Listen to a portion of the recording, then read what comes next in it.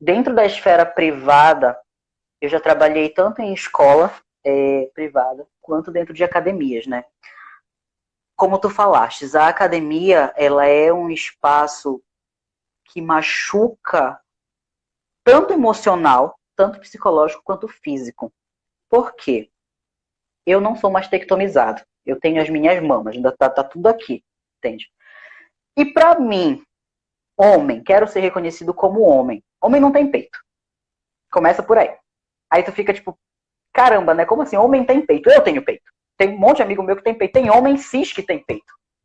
E Sim. peito, digo mamas, né? Mais avantajadas. E dentro do espaço público, dentro do espaço privado da academia, primeiro te é cobrado um corpo, né? Agora você imagina essa cobrança em homens trans. Por quê? Por que eu te digo isso? Eu já passei mal dentro da academia que eu trabalhava por precisar passar 8 horas em pé. Quem trabalha em salão sabe que a gente não pode sentar. Quem trabalha em salão de academia, em pé de binder, que é uma faixa torácica de elástico que prende os meus seios e faz com que fique reto. Tendo que levantar peso junto com os meus alunos, tendo que mostrar exercício, tendo que trabalhar. Assim como eu já passei mal dando aula, por conta por conta da falta de ar, sabe? Uma das coisas que a gente fala muito, eu principalmente que sou professor, eu brigo muito com os meus alunos de musculação, homens trans. Eu sempre falo, gente, não vão de binder, não façam musculação de binder, porque machuca. Você está impedindo a sua respiração, você está impedindo o crescimento dos seus músculos, você está impedindo, você está amassando a sua anatomia. Nada ali é saudável, sabe? Com E certeza. eu já tive meninos dentro do salão que desmaiaram levantando peso por falta de oxigênio, sabe? Atualmente eu passo por uma situação que assim eu não desejo para ninguém, que é eu trabalho com hidroginástica e eu preciso ir dar aula de hidroginástica de binder, de faixa. Uhum. Então assim é 1 hora de aula seguida dando exercício, e a aula de hidroginástica a gente não pode ficar sentadinho, parado, Com certeza. falando o que elas vão fazendo. A gente tem, ainda mais que são para idosas. Então, assim, eu preciso estar lá junto com elas fazendo as coisinhas. Eu passei mal horrores por conta de falta de ar, por conta de. E assim, dentro do meu espaço de trabalho, só uma das minhas alunas sabe que eu sou trans. Porque foi ela que me indicou e ela já me conhecia de um outro espaço. Então, a primeira coisa que eu pedi foi não comente nada com elas, com as minhas alunas, Sim. porque todas católicas, evangélicas, todas idosas. Então, eu falei, eu preciso do meu emprego. E eu imagino, assim, o quanto os meus irmãos e as minhas irmãs trans, quando estão inseridos dentro do mercado formal, precisam esconder a transexualidade. Precisam esconder como se fosse algo errado, como se fosse um pecado, sabe? E dentro da educação física, principalmente, porque nos é cobrado um padrão. Na época do que eu fiz a transição dentro da universidade, eu não pude participar dos jogos acadêmicos. E eu já vim, eu sempre joguei, sempre estive dentro dos times de handebol da universidade, da UEPA. E eu não pude participar dos jogos acadêmicos de dentro da UEPA mesmo. Por quê? Primeiro, eu não era hormonizado, né? Então, assim, participar. O que foi que o professor me falou, né? B, ou tu participa dentro do time feminino, com tudo que tu tens aqui, ou tu vais ter que ficar no banco de reserva no time masculino. Mas tu não vai poder entrar em campo. Aí eu falei, poxa, por que eu não vou poder participar em campo, né? Daí a justificativa do professor foi: biologia, você é mais fraco, você é menor, você é não sei o quê, não. Um monte de coisa. Eu falei, tá, mas isso não desmerece o que eu posso e o que eu não posso, entende? E o professor falou, não, você não pode, porque até o presente momento, isso foi em 2016, então o COI ainda estava nessa questão da mudança, né? Então ele falou, então, ou você participa dentro do time feminino, ou você participa dentro do time masculino, mas no banco. Aí eu falei, beleza, como ainda não retificaram nada aqui dentro da UEPA, vou participar dentro do time masculino, dentro do time feminino. Quando eu entrei para jogar com as meninas, foi a cagada. Por quê? De forma correta, muito correta, na verdade, as meninas falaram, então, nós não queremos um homem jogando com a gente. E assim, naquele momento eu falei, poxa, vocês estão certas. Não tinha o que falar, sabe? Porque não tinha argumento, realmente. Elas falaram, não, a gente não quer um homem jogando com a gente está jogando no feminino. Daí entra mais uma vez a questão da dicotomia que a gente vive dentro da educação física, né? Meninas jogam apenas com meninas e meninas jogam apenas com meninos, muito pautado na biologia, muito pautado na questão biológica, anatômica e fisiológica, e isso é muito ruim. E a gente sabe que é meio furado. Já cheguei até a conversar no mestrado, não, acho que não foi no espaço formal do mestrado, não sei, foi alguma reunião, mas eu lembro que o meu orientador, ele chegou a tocar nesse assunto, que essa questão era, como eu falei, um pouco complexa pelo seguinte, tem muita mulher que tem muita mesmo, que tem a performance muito melhor, muito maior do que os homens, né? Sim, só que a gente ainda está preso nessa questão dos gêneros. Eu, por exemplo, Exato. não sou mais nos esportes, E dentro da minha turma tinha meninas fantásticas, jogavam vôlei, por exemplo, absurdamente bem. E eu não era páreo para nenhuma delas. Então, a gente ainda está muito preso nessa coisa, né? Olha, o Marques acabou de colocar aqui, né? Eu já ouvi de professor que o time masculino teria um menor rendimento comigo porque teriam que ter mais cuidado. É justamente essa questão do biológico, né? É quando eles jogam o biológico em cima da gente, da nossa vivência, e isso com pessoa trans é recorrente, sabe? É corriqueiro até a gente ter que lutar contra o biologicismo. Exato, né? Então é uma coisa assim extremamente corriqueira. A gente tem que ter. É uma coisa que eu ouvi logo quando eu comecei a transição. A gente que é trans, a gente precisa andar todo o tempo a tiracolo com documentos.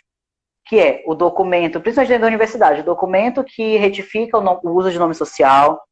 O COI seria bom, já que tu és atleta, Marques, já que tu és atleta, seria bom tu andar com com os documentos do COI que podem justificar, né, a tua presença ali dentro. Seria bom ver os documentos que falam sobre isso aqui no estado do Pará, sobre os documentos esportivos aqui do estado do Pará, e andar todo informado, munido de documentos, porque a gente não apenas tem que gritar, mas tem que gritar de forma sensata e dentro da lei, né? Pegando um pouco dessa questão, levando agora para o nosso último ponto, que é falando... A gente já falou um pouco, mas assim, centrando mais nessa questão da nossa clientela, vamos dizer assim, da educação física, e principalmente na questão do espaço escolar. A gente vê que essas questões, elas começam desde muito pequeno, e eu tenho, por exemplo, um relato, eu sou professor de ensino fundamental menor, atualmente eu só tenho turmas de segundo ano, de ensino fundamental menor, mas eu já tive do primeiro ao quinto ano, todos. E uma vez um aluno do primeiro ano não queria fazer alguma atividade e ele se manifestou contra os colegas fazerem atividade porque aquilo não era coisa de menino. Para os outros alunos, aquilo soava como uma coisa assim tão sem sentido que eles ignoraram, mas eu, como professor, não pude ignorar. Então, eu conversei com ele. E durante o período que eu trabalhei com esse aluno, eu percebi que a formação dele era essa. E é muito difícil tu, uma vez por semana, lutar contra uma coisa que acontece todos os dias. Tá?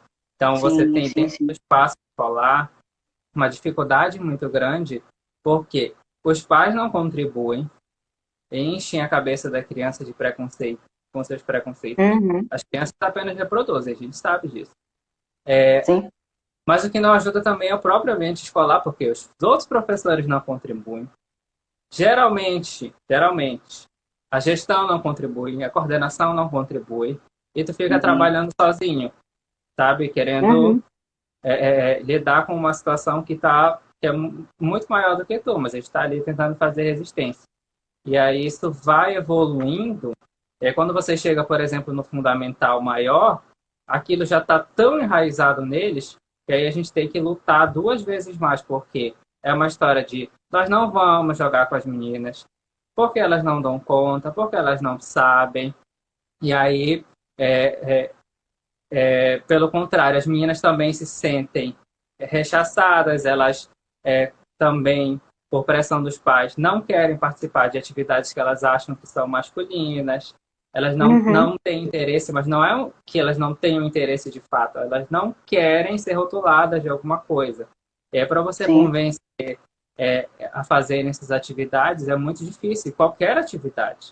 E aí a gente passa Uhum. por todos os conteúdos da educação física e nenhum a gente sai ileso, praticamente. A questão, isso é uma coisa que eu sempre coloco nos artigos que eu escrevo, nas palestras que eu participo, é, a gente ouve muito falar a frase clássica da Simone de Beauvoir, não se nasce mulher, torna-se. E isso é uma coisa muito óbvia, mas que muita gente nega, que é não se nasce homem, torna-se também, sabe? A questão que ela fala do se nasce mulher é porque ela faz parte de um estudo feminista voltado para mulheres. Mas assim, a questão do gênero, o gênero masculino e feminino e toda a imposição social em cima do gênero é uma construção. É uma construção masculina, é uma construção feminina, é o que você deve fazer, é o que você não deve fazer. E isso a gente vê refletido. Eu costumo dizer que o gênero ele já é imposto para a gente desde antes da gente nascer. Porque quando a gente está lá dentro da barriga da mamãe ou do papai, porque homens trans também engravidam, mas quando a gente está sendo gerado, a gente a primeira coisa a ser perguntado para o pai que está gerando, para a pessoa que está gerando, é qual é o gênero da criança, qual é o sexo da criança, Uhum. entende? Ou então, é menino, compra coisa só azul, é Querem menina, só compra só coisa rosinha. rosa. Exato, a nossa bandeira trans é sobre isso, sabe? É o Sim, azul, e o rosa e o branco, que são as pessoas que estão transicionando. Então, assim, e isso é muito refletido nas nossas crianças. O preconceito dos pais, como tu falou, né? Tem uma frase que a minha mãe sempre fala, que é o ser humano ele nasce bom, o meio é que corrompe. E a gente vê isso muito refletido nas nossas crianças. Quando, como tu falaste, né, o fundamental menor não tem problema nenhum de fazer alguma dança, alguma coreografia, mas eles vão ficando mais velhos e você percebe que eles não querem mais participar. E quando querem participar. Ai, meu Deus, estão ligando para minha mãe, peraí. não tô te ouvindo. Aqui. É porque estavam ligando aqui pro celular. Voltou? Voltou. Voltou, voltou. Daí, assim, quando. Eu até perdi a linha de raciocínio. Quando as crianças querem participar, os pais não permitem, Sim. sabe? Eu já tive que, como eu te falei, né? Eu trabalho com a escola, mas eu trabalho na parte das danças, né? Então eu tenho que enfrentar duas porradas muito grandes. Primeiro, fazer com que os meninos queiram participar. Segundo, fazer com que os pais dos meninos permitam que eles participem. Entende? Porque é muito complicado, esse preconceito é visto dentro da escola. Eu tenho alunos que, assim, me dói muito o coração quando eles chegam comigo falando: tio, eu quero participar, mas o meu pai não vai deixar. Entende? Tem alunos, eu já tive vários e vários alunos que chegaram comigo pedindo para participar dos ensaios, mas eles não poderiam contar para os pais Sim, que eles estavam participando dos ensaios. sim. Entende? Eles não poderiam vir à festa, ou viriam à festa, mas não dançariam. porque os pais não permitiriam, sabe? E isso é muito dolorido pra gente que faz parte desse meio, que sabe o peso que o gênero tem em cima das pessoas, é muito dolorido ler isso. Quando eu estava na escola, felizmente, a minha escola ela sempre foi muito aberta à arte, sempre foi muito aberta à dança e essas coisas, a gente sempre foi muito misto, né? Então, o nosso professor, por ser homossexual também, eu digo que eu tive uma bênção muito grande na minha vida, que foi ter esse professor bicho afeminada mesmo, sabe? E falava, porra nenhuma, vocês vão dançar, vai todo mundo dançar, e se vocês não dançarem vão perder nota, e não tem trabalho escrito, não tem futebol, não tem nada, vocês vão participar. Aí a gente percebia que os meninos participavam obrigados, participavam. Mas quando chegavam lá na hora, eu percebia muito isso. Quando chegavam na hora, eles gostavam de estar ali. Eles dançavam, eles gostavam de estar ali, pelo menos mexendo o corpo. Mas quando saía daquele espaço, eles não queriam conversar sobre isso. Eles não queriam falar sobre o assunto, né? Que é como a Mari falou aqui, a gente tem tanto espaço para problematizar o machismo, mas não trabalha a masculinidade tóxica, que é justamente Sim. essa masculinidade que é colocada para as crianças, né? É a masculinidade Sim, frágil. E é uma coisa que eu bato muito nas minhas vivências, que é o homem, ele também sofre machismo. Né? A gente não muito. quer, claro, a gente não quer, óbvio, comparar com o machismo em Não. cima das mulheres. Mas o homem também sofre, porque é cobrado Eu sempre conto isso, quando eu comecei a transição de gênero, né, dentro do feminino para o masculino, eu fui obrigado a agir como o macho, sabe? Me foi cobrado a fala, me foi cobrado a postura, me foi cobrado o corte de cabelo, me foi cobrado, e me é cobrado até hoje, sabe? Hoje em dia, graças a deusa, eu já me libertei disso. Hoje em dia, Sim. como eu sempre brinco, né? Hoje em dia eu me identifico como transmasculino viado, porque é o que eu sou, e é o que eu sempre fui. Entende? E isso me era cobrado. Eu não podia usar brinco, eu não podia usar cabelo grande, eu não podia usar maquiagem, eu não podia usar uma saia, eu não podia fazer um monte de coisa porque foge da masculinidade. Há uns 3 anos atrás, mais ou menos 2, 3 anos atrás, eu tentei adentrar no mestrado da UFPA. E assim, eu sofri uma transfobia dentro do mestrado Processo, da né? Já no UFPA, processo. do processo, exato, porque eu nem cheguei a entrar, na verdade, né? Sim. Isso já foi uma outra questão. No Uhum. processo, quando eu fui fazer a minha inscrição, tinha lá gênero, masculino e feminino. Aí eu, beleza, eu vou colocar o masculino aqui, né? Nome. Aí eu falei, porra, se eu colocar o meu nome social, quando eles forem buscar o que eu tenho que mandar, o scanner, né, do documento, eles não vão aceitar minha carteira de nome social. Eles vão pedem meu RG. Então, como o RG ainda não tá retificado, o que ia acontecer, né? Peguei, mandei mensagem pro professor que fazia parte, né, pro Vlad, inclusive, fazia parte desse mestrado, era ele que estava lançando vaga. Eu falei, Vlad, seguinte, a inscrição não me contempla. Aí ele, mas como assim? Falei, não me contempla, não tem nome social aqui dentro desse protocolo de inscrição, não tem como eu enviar minha carteira de nome social para cá, para essa inscrição, eu preciso enviar necessariamente o meu RG, e a primeira vez que eu tentei colocar, que eu botei tipo, o meu nome social, eu botei os documentos e eu mandei o arquivo com a tesezinha, né, com o negocinho que tem que mandar para eles, deu o nome inválido. E foi cancelada a minha inscrição. Porque estava dando incongruência, né? Eu falei, beleza, vou colocar tudo no feminino aqui, mas saibam que eu vou meter o louco nesse cacete aqui. Peguei, conversei com ele, aí ele foi lá com a coordenação do mestrado, conversou com eles me ligaram. Eu lembro que eu estava voltando da UFPA nesse dia, que eu tinha participado, inclusive, de uma mesa sobre gênero. Nesse dia, eu recebi a ligação e a moça da ligação falou, Christian, com essas palavras: Se você passar, nós mudaremos o seu nome.